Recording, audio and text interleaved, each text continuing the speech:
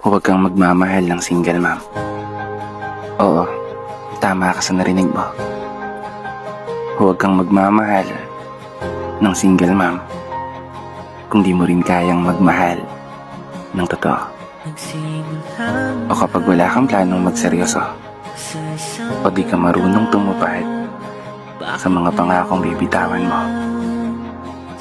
Kasi makakasakit ka lang, makakadagdag ka lang sa bigat na pinapasan ng isang tao na maagang sinubok ng tadhana sa nakaraan. Nakaraan na nagpatibay, nagpatatag, at nagpalakas ng loob na magpatuloy sa buhay at maniwala pa rin na balang araw darating din ang tahanan mo. Isang taong tanggap ka at mamahalin ka ng buong buo. Isang tao na iingatan ka, aalagaan ka, at ituturing mong mundo. Isang tao magsisilbing sumbungan at kakampi mo sa lahat.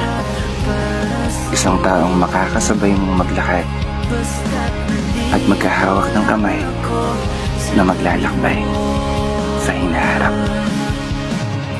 Kaya sa oras na makatagpo ka ng isang single mom at handa kang mahalin ito, ingatan mo at mahalin mo lang totoo.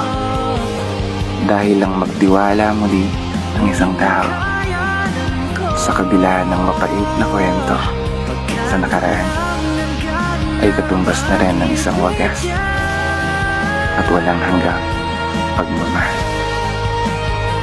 Pagmamahal na walang katumbas na kahit anong material na bagay. Pagmamahal na hindi kumukupas, na siyang magbibigay ng kulay sa tahanan na nais niyong buuin ng sabay ngayon at sa mga darating pang bukas patungo sa wakas. Dito na nagtatapos. Kaya isang pagpupugay para sa lahat ng mga single mom na patuloy sumasabay sa hamon ng buhay. Ako nga po pala si Brother Matt at ito ang aking munting tula. Sana po nagustuhan niyo.